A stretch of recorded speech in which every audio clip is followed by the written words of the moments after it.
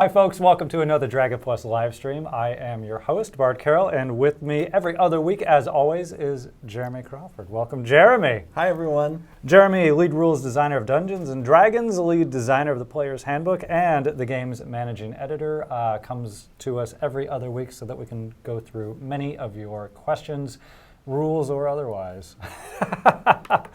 So welcome. For folks tuning in, I think this will be the last time I make the housekeeping announcement that we have moved the Dragon Plus live stream to this date, Wednesdays at 1 p.m. Pacific. We've adjusted a bit of our live stream schedule throughout the week, but thank you for tuning in. Yeah, let's get to it.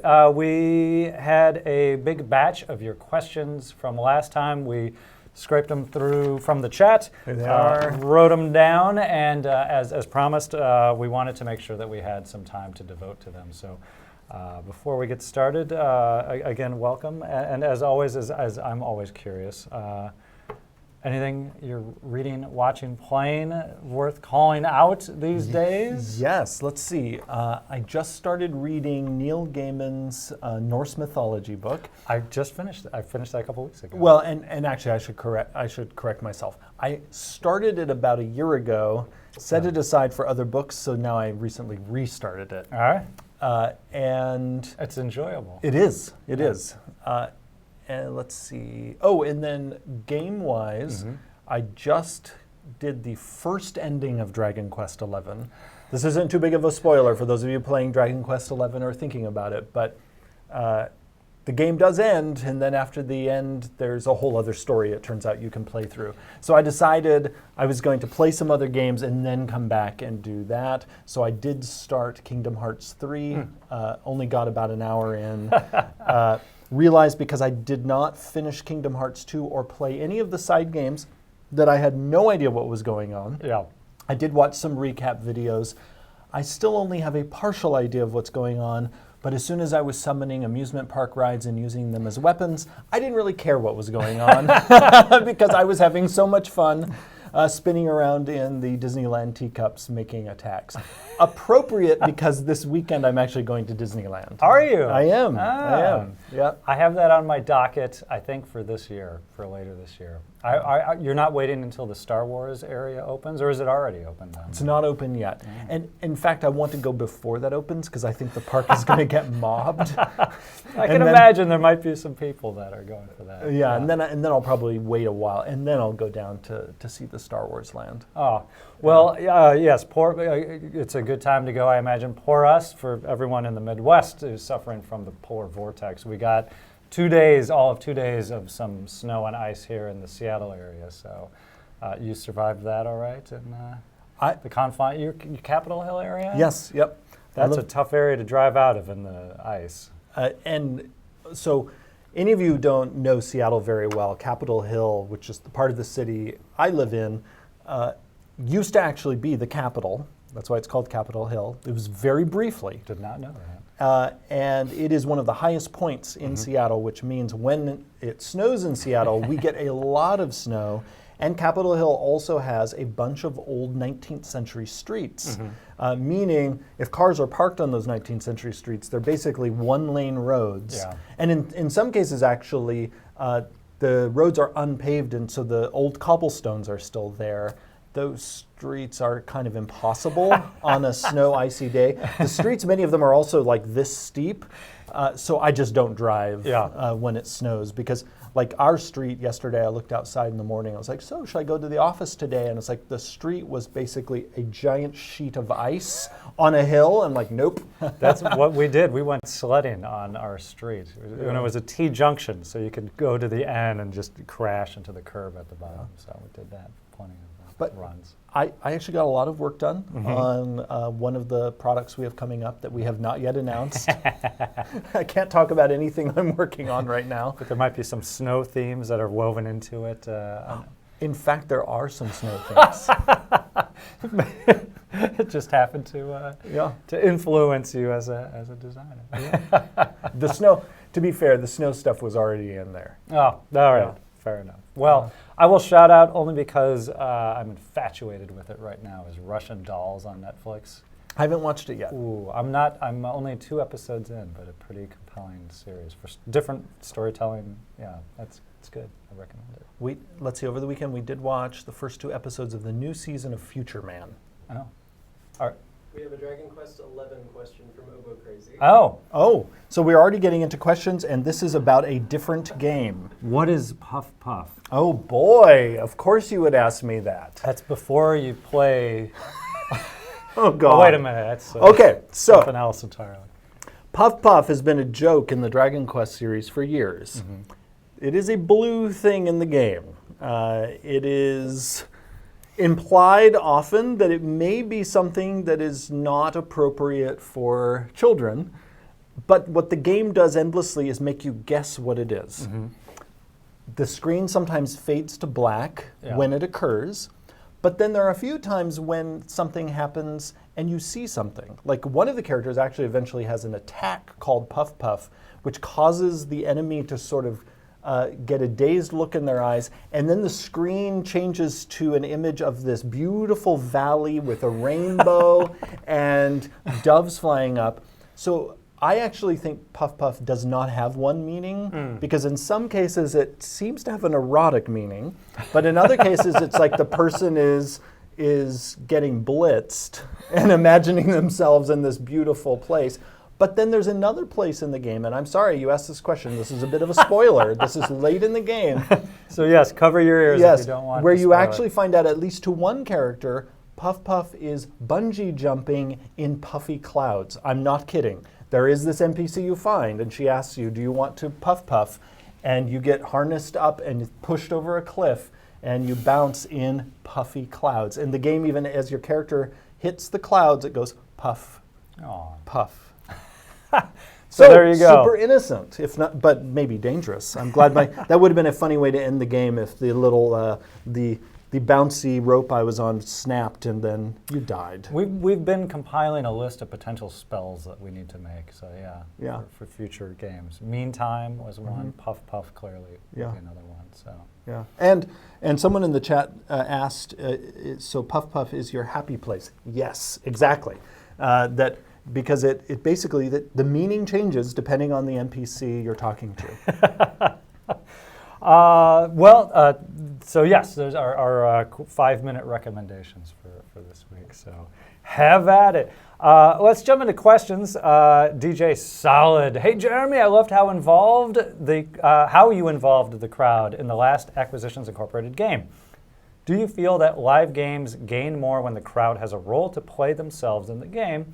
And would you use them to help or oppose the players? So I love involving the audience in the game. I might have gotten a little out of control with it in the last game. But for me, that's part of the magic of a live game in front of a giant audience. Unlike our stream games, which are a lot of fun, and our home games, where you don't have the audience there physically with you, when you have them there, it feels almost to me like a waste not to involve them. So I love doing it as a DM. I love watching other DMs do it. I have seen, pardon me, some groups in live games actually involve the audience in more than just sort of audience response ways.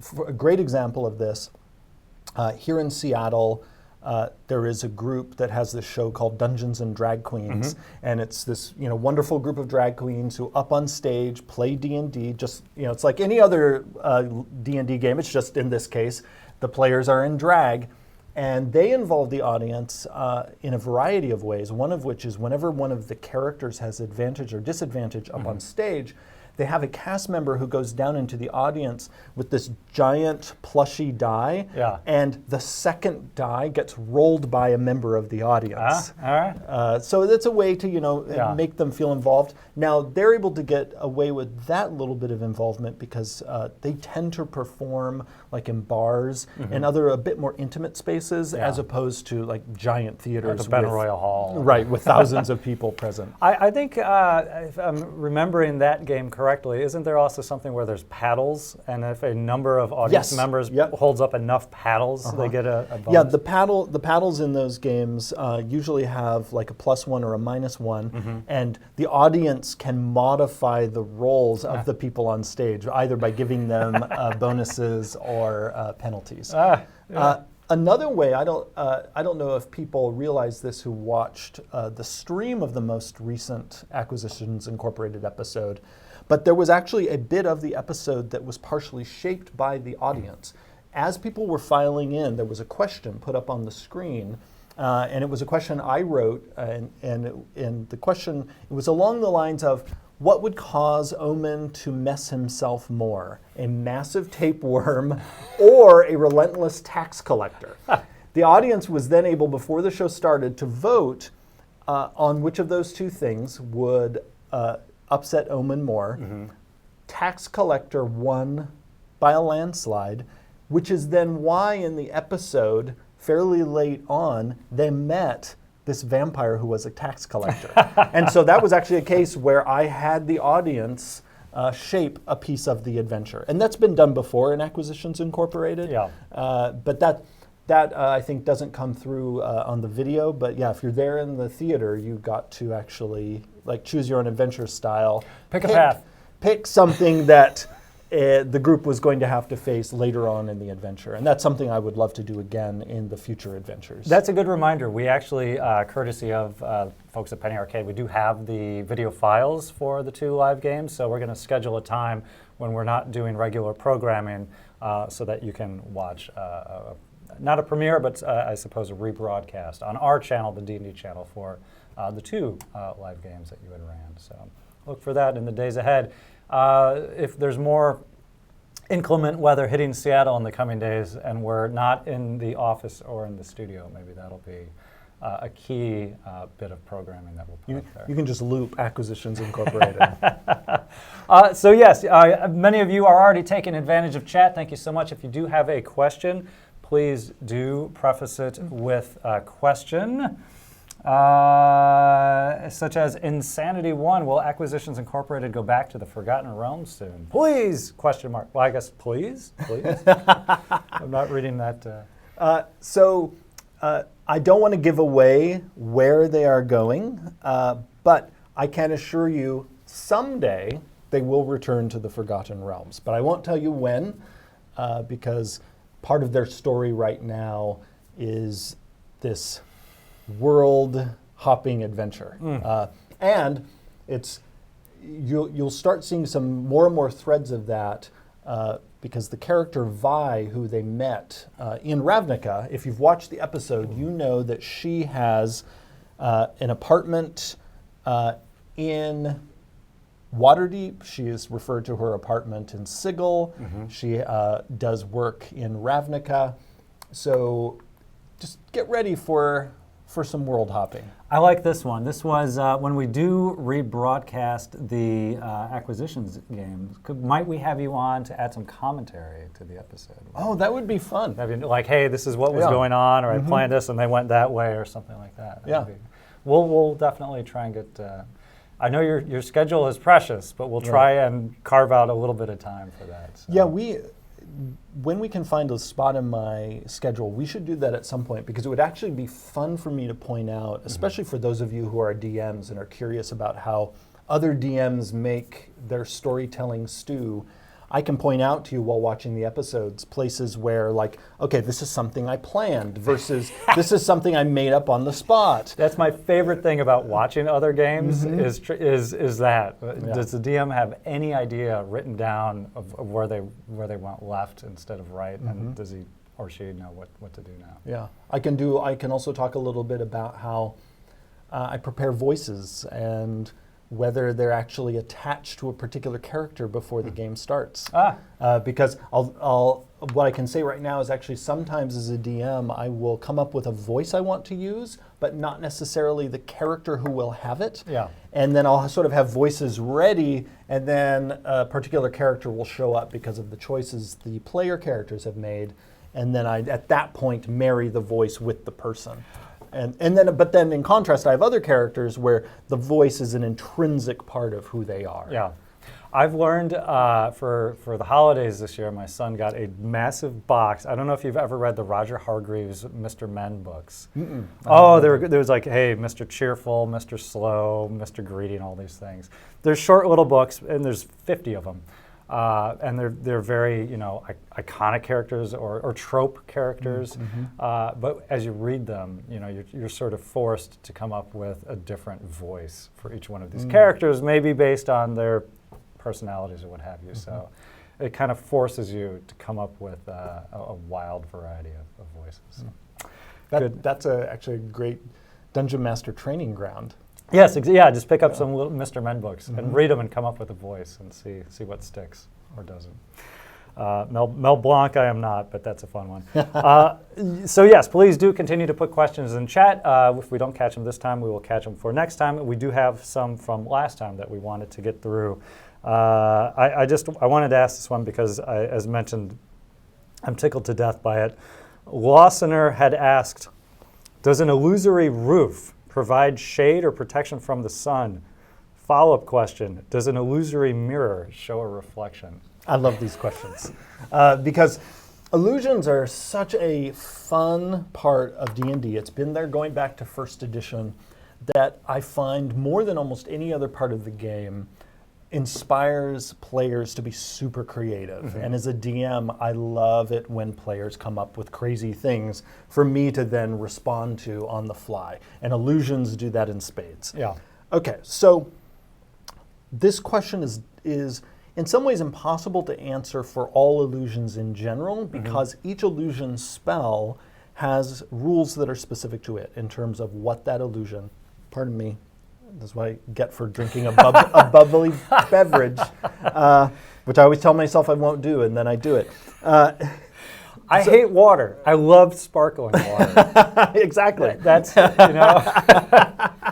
So, but there are a few things I can say about illusions in general. First, always keep in mind that unless the spell says that the illusion creates some kind of quasi-physical reality, there is nothing there. So what that means is an illusory roof, for instance, is not going to keep rain off your head. It's not going to block out sunlight. It's not going to create any kind of barrier, in fact.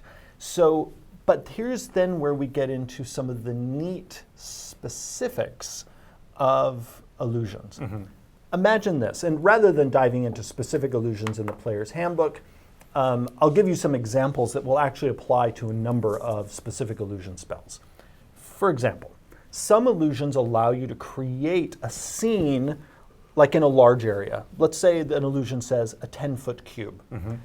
Well, then as the creator of the illusion, what you could do is 10 feet up, create the illusion of a ceiling, and then in the space below it, still within the 10-foot cube, create the illusion of shadow. Yes.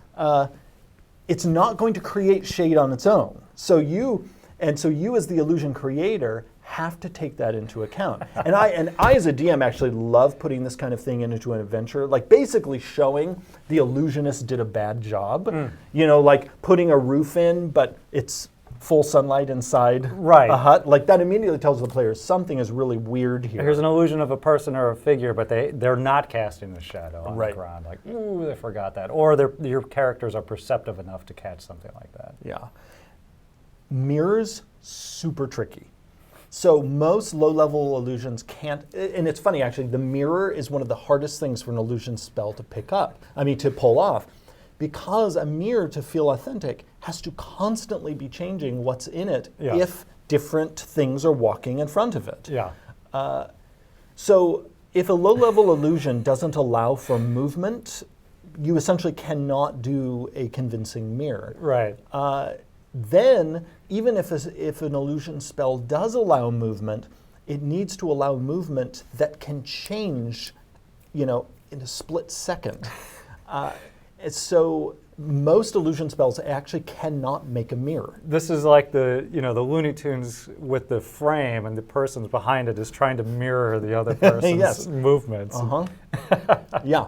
So it with some high level illusion magic could you actually pull off a reflection, and that's why most experienced illusionists would know to not include anything that would normally be reflective in the illusion, because that would be a very easy way for someone to notice it's fake. But DMs keep that in mind too, because you often want your players to actually get a clue that something is fake. And so you can incorporate something into the illusion that would normally be reflective but isn't.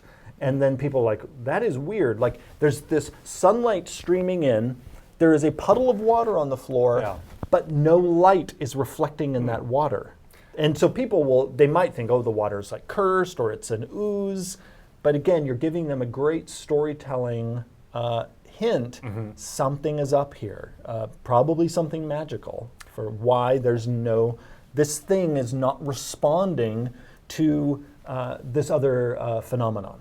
It would make a good article. I should consider that for an article in a Dragon Plus, running illusions. That would be, and so that's illusions, not illusions. That's a totally different spell. So it is actually funny because I might have mentioned this before, but I actually had a section on adjudicating illusions that I began writing for Xanathar's Guide. I'm pointing here because actually I have Xanathar's Guide on top of the Player's Handbook. That I actually started writing for this book, but there wasn't enough room for it, and we needed to focus our time on refining the subclasses, so we ended up booting it out of the book.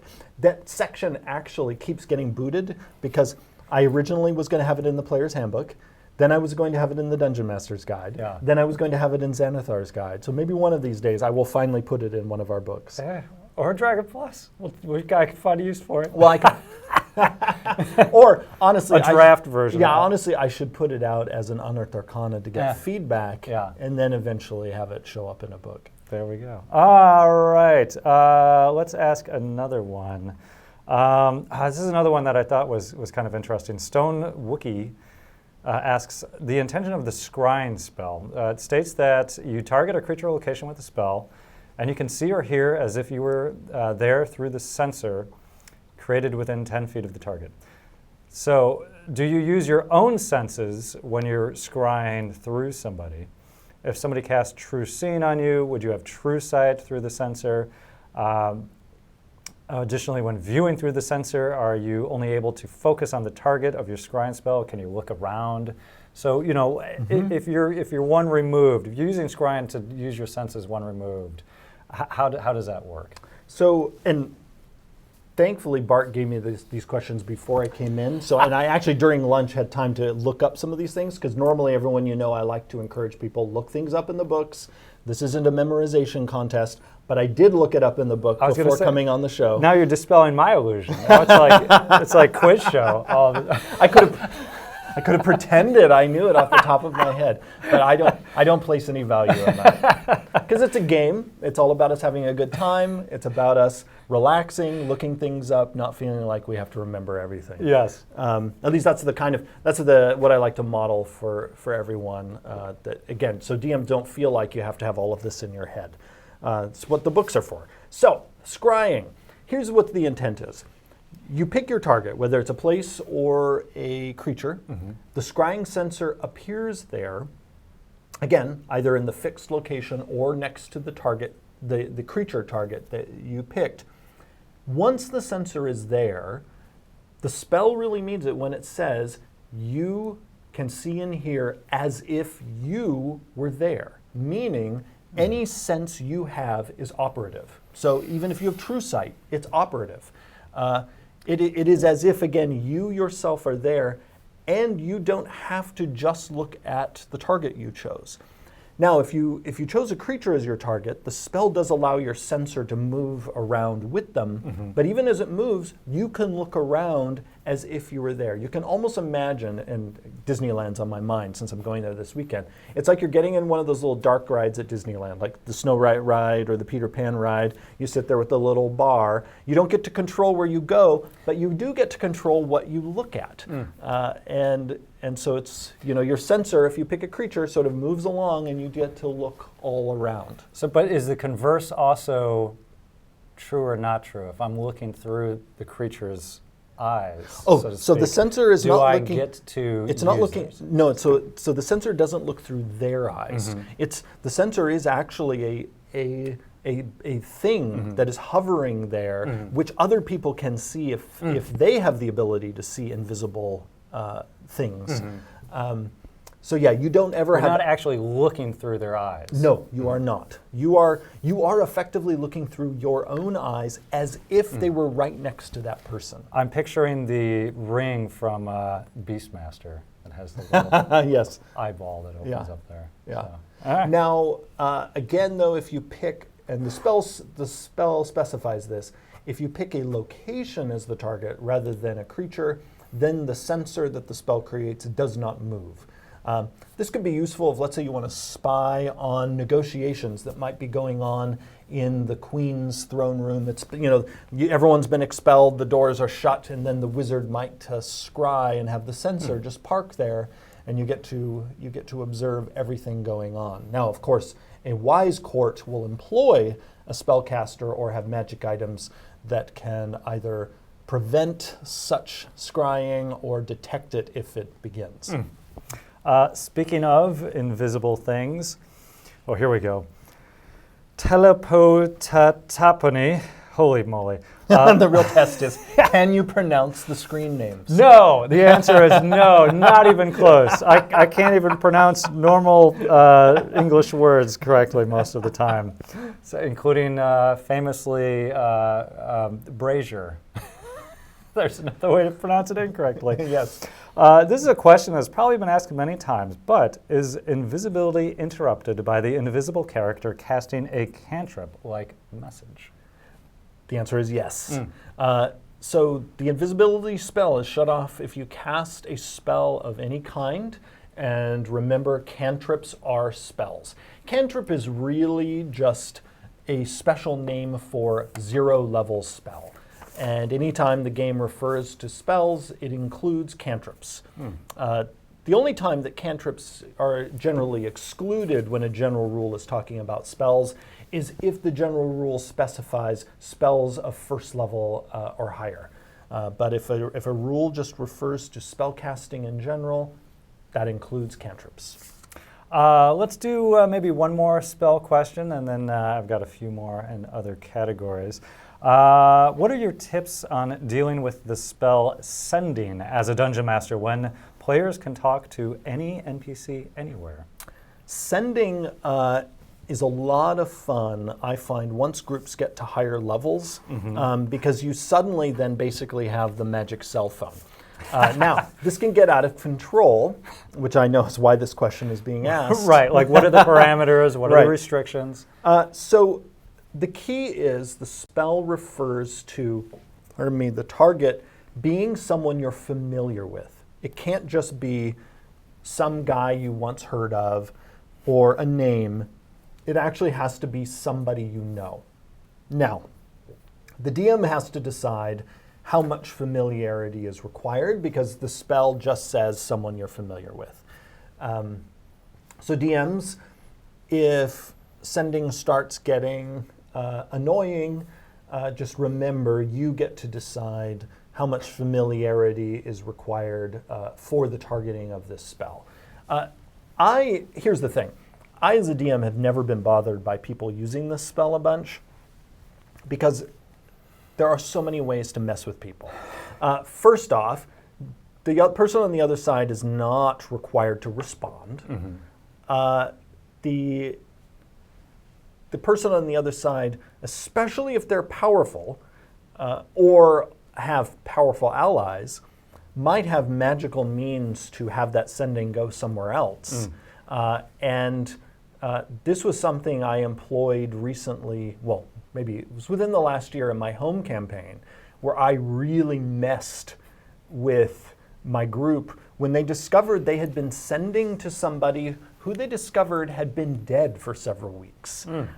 Yet someone had been responding. Because I had a necromancer who essentially had made it so all the dead person's calls came to them. I've rerouted it. Yeah, it was rerouted. Because remember, that's the fun as a DM, is you can have magical effects that go beyond what's in a player-facing thing like the sending spell. Word of caution, though, about doing that. It is true the DM can do anything.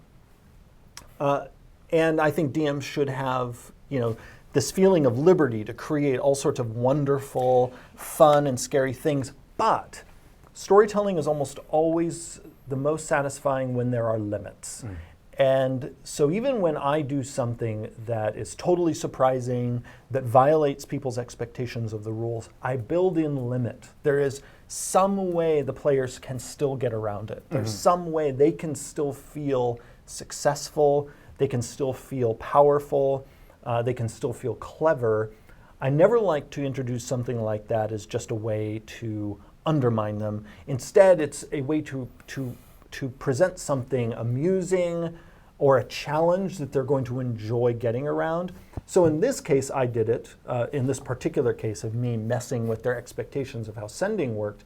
I did it because I was running a horror game, and it had exactly the effect I desired, and that is it totally freaked them out because they didn't know that the person they'd been sending to had died. And how they discovered it is they found his body. And I didn't even say anything. I let them then put two and two together, and they're like, oh my God, this body appears to be several weeks old, and we just sent to this guy this morning.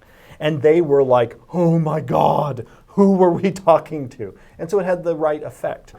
So again, for DMs say, balance your endless freedom with limits that still allow the players to feel like they've still got skin in the game. They can still make choices that matter. They still feel like they are your co-storytellers. Well, I think you make a good point. It's as with good writing, whatever's happening or taking place, as long as it's within parameters of understood rules, so that when the characters can find a way to circumvent the problem using those rules in a clever way, then I think it's very satisfying. Oh, and also let me clarify what limit I actually put in so that this is a more helpful tip. So what they discovered is that the necromancer who pulled this off had actually trapped some of this person's soul, and they were using this for all sorts of different things, thereby setting up that, well, then if the group can basically free that bit of soul, then the necromancer can't do this anymore. In other words, there's a shut-off mechanism. And magic of any kind in any story always feels more interesting, I think, when there are real stakes and when it can be shut off. Because magic that can do everything all the time, that's not very satisfying in a narrative. Because at that point, you might as well just have some godlike wizard show up, wave their hands, and just solve everything. Mr. Deus Ex Machina. Yeah, exactly. Welcome. Yeah. We haven't done a live question from chat yet, but this one tickles my fancy so much. Again, I just wanted to ask from Archmage Derek, if you cast Otto's Irresistible Dance, does it follow a choreography the caster dictates, or does the target get to determine their own freestyle techniques? What if the target just can't dance? So this is really DM's call because the spell doesn't specify. If I had a player who really, really wanted to specify a dance style, I would definitely let them. I mean, because the spellcaster is already, forcing this person to behave in a way that they wouldn't otherwise. Just start dancing, do it. But I have also, as DM, had cases where the player didn't specify the type of dance, and so then I, as a DM, jump on the opportunity to describe the type of dance Right. that the target is doing. Well, I mean, now, yes, there's a whole new subset of spells. It could be Otto's Irresistible Pop and Lock. Like the list goes on and on and on. And real quick, you'll notice in my last two questions, I actually, and a number of times, I applied this principle where if the rules don't specify something, it is always then in the realm of the DM to apply specificity, but only when necessary, only when it's going to serve the group's fun. And again, my mode as DM is if there's an area where we as the designer of the rules decided it's not necessary for us to be specific here, but I can tell my players want to be specific, Right. I let my players do it. And especially I find spellcaster players love to customize the look and feel of their spells, and I let them do it. I'm not going to stop someone from changing the color of their magic missile or telling me it looks like skulls or roses or whatever it is they want. Right. That's an example of someone really enjoying their role, again, as a co-storyteller with the Dungeon Master. See, I'm thinking now, if Wizard actually cast Otto's Irresistible Dance on me and dictated it be the floss, like I can't possibly do that. So would the spell be negated, or would I explode? It'd be a conundrum. I think you might do it. You just might do it really, really badly. I just start smacking myself. Because Otto's Irresistible Dance, the effectiveness of the spell does not rely on you doing the dance well. That's true. Yeah. It's irresistible to do it. I'm imagining most of the time that when people have this spell cast on them, no matter what style is being imposed upon them, Yeah. I bet a lot of the time it just comes out looking like the Elaine dance from Seinfeld. With like weird, little thumb things to the left and right, and completely not going on with any beat. That's my my wedding go-to. And anyone who hasn't seen it, Google Elaine dance from Seinfeld. It will make your day. I've got a couple questions here. They're a bit off of the rules, but more from the dungeon mastering side of things. Lord of the Gallows asks, how do you propose bringing actual pantheons, such as real world, I suppose, Norse, Egyptian, etc., into a typical high fantasy game? They're mentioned in various source books. Mm-hmm. If you want to change up your deities, you can look to real world pantheons and things like that. How would you go about that? So, and you said it, they're mentioned in various places. For those of you who don't know, they're actually talked about right here in the Player's Handbook. If you go to the back, we have a section called Gods of the Multiverse, and we include a section that has Celtic deities, Greek deities, Egyptian deities, and Norse deities. One of the things we point out right here in the Player's Handbook, and I think is important to keep in mind as a DM, is we refer to these as sort of fantasy historical pantheons. Because these are usually sort of almost like cartoonish versions of those pantheons, especially as a person who's a student of ancient myth. These do not capture the nuances of the real myth systems. So just realize that what you're doing when you include these is a kind of gamified simplification. And I would also say, when you do it, one of the potential goods of doing it is people will recognize the myth system, and it will cause resonance for them because of that. You might have somebody who loves Norse mythology, for instance, and when you have Odin show up, that will be powerful for them.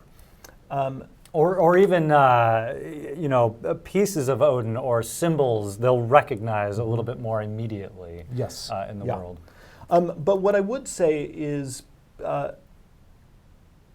tread carefully in that there are pantheons that someone at your table might have more than an intellectual or recreational interest in. You might have someone at your table who might be a neo-pagan, for whom these figures have spiritual meaning. And so if you're going to go deep in this direction, just make sure you're aware of your players' beliefs and just walk respectfully. And you'll find that even people for whom these figures have meaning for them in their real life, that they're fine with them also appearing in the game, as long as you're using them in a way that is respectful and also not pretending to capture all the richness of those figures in the real world. If you just sort of like, this is a fantasy version,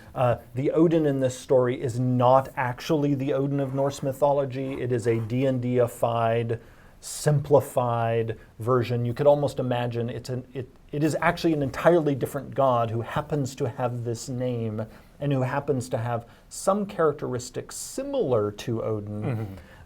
Because really what I just said could be said of most gods in D&D, because the gods of the Forgotten Realms, of Dragonlance, Greyhawk, etc., are all in some ways an echo of a deity or a hero in a real-world myth system, and just often just with a different name and with some of the details changed. So we're already engaged in this sort of mythological play in D&D, and so when you are using a deity from a real-world myth system, just keep in mind you're still in that space, and just beware of like saying, okay, my game is a full realization of this myth system, because first off, I can guarantee it isn't, unless you are a professional folklorist or have a... Neil Gaiman running his Right. Norse mythology. Right.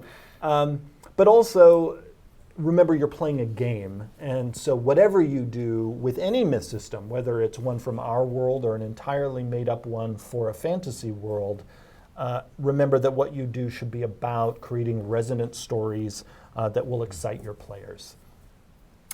Yeah. Well, yeah. Sorry, I was diving into a few more questions. Here's another one that I kind of liked as well.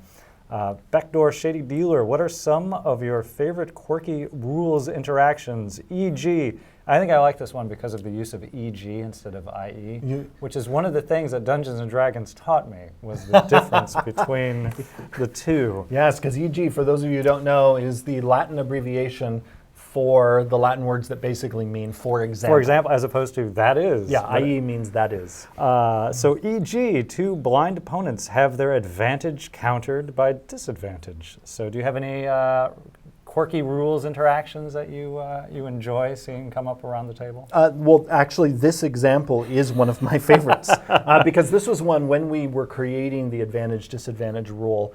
We talked about this interaction in particular, and we loved this interaction because we liked that it just sort of turned the situation into, well, we'll just see what happens. Yeah, yeah. So I like it when interactions like this, anytime two rules come up against each other and either enhance each other in some way or interestingly zero each other out, and then people are faced with, oh, we got reset to it's a normal state because these two rules canceled each other out. And again, I think the advantage-disadvantage system does that very simply and elegantly. If you're going to do these two things that collide, what happens? Well, just zero it out and go from there. But and I just find it, not only in D&D but other games, it's always very satisfying when two things like go up against each other and they cancel each other out, because it's also very clean. Just poof, that thing just went away. Rather than making the game more complicated, instead it actually made it simpler. I feel it should be like two rules enter, and then with the Thunderdome, and you have to have a whole separate combat system, and only one rule can leave. I don't know how that would work, but let's do another question here. Let's see. Oh, okay, here we go. Gray Raven, speaking of Odin. Rules as written and intended. When do characters level up? For example, immediately upon the XP threshold or after a rest. This assumes you aren't using the milestone system. So the rule as written is when you have enough XP, you level up. It is up to the DM, and this is something talked about in the Dungeon Master's Guide. It is up to the DM whether a rest needs to occur, or even if some like training has to be paid for as a part of your character's downtime. But a DM's not doing it wrong if the DM decides the instant you have that next experience point, bam, you level up. Yeah. Well, right. I mean, on one hand, yes, you can seamlessly transition to it. Other times, it feels like as a dungeon master, you would want to say, well, at this level, you're learning a new feat or skill or something along those lines. You're going to need to train for just a bit. And however you work that into your campaign. And because we want it to sync up with the flow of the game story, that's why we put it in the DM's hands. Yeah. Because we don't want to mandate a time because we don't know what's going to feel right for a particular group's campaign. In my campaign at home, like in my current campaign, I think every single time I've had them level up, I do it between sessions. It helps that I don't track XP. I use I don't even really use a milestone system. I guess you could say I do use a milestone system in that when it feels right to me, that's the milestone they hit. That's the system I've used for a long time, Yep. and it works out generally pretty well. And Yeah. you decide the cadence of the campaign that way. Do we want to Yeah. move things along? Are we only playing realistically for 4 or 6 months here, or is this something where we kind of want to slow burn through it all? Yeah, and so usually then what I just tell them, and it sounds like you might do the same, is I just say, hey, and next time you guys are, you were 5th level, and for next time you'll be 6th level. Yes. So come in with your character prepared. When I do that, I almost always time it to when the characters are essentially in an in-between portion in the story. Like I don't do it like, oh, we ended like on a cliffhanger and you guys are going to just return and suddenly be a level higher. It's usually, oh, your character, we ended last time and your characters went to bed, or they went to some other place where it would make sense for them to suddenly have new capabilities. But I have also had times where there's a gap and I just say, yeah, level up, and there was no training, nothing. It just poof, they have more abilities. I find when my players bring me food or just outright money, that's when I decide, okay, you can. No, No bribery. right. it's a Don't personal listen to this style of dungeon mastering. You can level up. You will have to. Let's get into something. We've got some. We got an animal one. We've got some miscellaneous ones. The Hit me Horizon with Walker them. Ranger. All right, let's do the animal one. Bilbo asks, what kind of role or action is required to direct a mounted animal to attack a specific target? Am I limited to only releasing it from being controlled in order to get it to attack? So how do you get your animal to? So unless you have a special ability that says otherwise, and the Beastmaster Ranger, for instance, is a person who has an ability that allows them to specifically cause an animal to attack. Unless you have an ability like that, simply riding a horse around does not give you the ability to make it attack something. The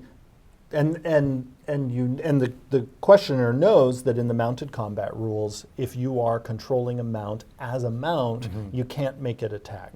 Now, it might choose to attack if you stop controlling it, and then you basically just have to hope that. And then it really depends on how at your game table your group is handling the horse. At some tables, the DM might control the horse's behavior if you stop controlling it. But then at other tables, the DM might allow the player to control the horse, and then the player could decide, yeah, the horse is pissed, and, Right. and gallops over and tries to trample that person. Right. Is it being attacked directly? Does it see a natural enemy of some kind that's distracting it? What happens there? For me, anytime I as a DM am deciding on how a mount behaves, and I generally as a DM allow my players to control the behavior of their characters' mounts, and I control the behavior of the NPCs' mounts. And I generally have things like riding horses. If they're not being controlled, they just run away from combat. Whereas I often will have a mount like a war horse that's actually been trained for battle. I might have it, suddenly wade in and cause some damage. Yeah. All right. We've got about 10 minutes here. So we'll go through a few more here, just because it caught my eye. Jazz asks, have you ever considered bringing a boomerang in as a weapon? How would you do that? It wouldn't be too hard. I mean, you'd Go a thrown weapon, Yeah. and on a miss, there's a chance for it to return to you as the wielder. I don't know. Yeah. But unless you're really, really good at it, there's also a chance it lands over, Yeah. there. For anyone who's tried, and I have tried throwing a boomerang and not knowing what you were doing. Really? You've thrown a boomerang? I tried years Yeah. ago. How does that work? It did not work well for me. At least it did not come back and brain me. Yeah. That's So, yeah, we could do it. It would probably be a special weapon like the lance or the net, where it's unusually hard to use, and you would need some extra special training to pull off using it as a weapon. It's not the kind of thing anyone could just pick up and effectively use. Improvised weapon. Yeah, because for most people, it would just be the equivalent of I just toss this thing at you and hit you, and it's not returning to anybody. Let's see. Why is there no thunder damage option for Dragonborn or Draconic Sorcerers when it's included in other places that list basic elements? This is from Adapa58. Is it for balance or fluff, storytelling reasons? Are we likely to see more Draconic options in the future? So the damage types that appear in the Dragonborn and Draconic Sorcerers map directly to the classic dragon types in D&D, both the chromatic and metallic dragons. There's no thunder damage simply because none of them have a thunder breath weapon. It's that simple. There's no balance reason. It's just your Draconic ancestry ties you to either a specific chromatic dragon or a specific metallic dragon. So first we're going to need a thunder dragon. That's right. And then we're going to need a thunder dragonborn. Yes. Armando Duval asks, can a Horizon Walker Ranger use distant strike outside of combat by attacking a location or object? The answer is yes. This was also another one I looked up during lunch. I'm going to open it back up. So Distant Strike says, when you take the attack action, you can teleport up to 10 feet before each attack to an unoccupied space you can see. So the ability doesn't specify what it is you're attacking. You do need to attack something because a part of the attack action is making an attack. So if you want to attack, if your attack is beating down a door or what have you, that is a legitimate use. Now, this is also where the DM can step in if a person is being ridiculous. Like I punch myself lightly. It's like, no, Bob, that is not an attack unless you actually want to deal damage to yourself.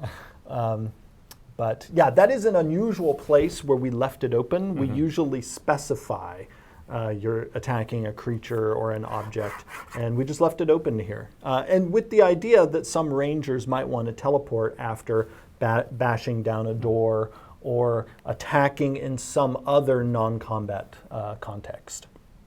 All right, and yes, it looks like there is a boomerang option that is on D&D Beyond somewhere. So yes, folks have directed the questioner there for further information. Excellent. Let's do, we got a heavy rules one at the end and a light rules one here. The light rules one, Brother Cormac, who is your all-time favorite D&D illustrator? Ooh, golly. So it really depends on my mood. If I'm feeling fanciful, my all-time favorite is Tony DiTerlizzi from the Planescape period.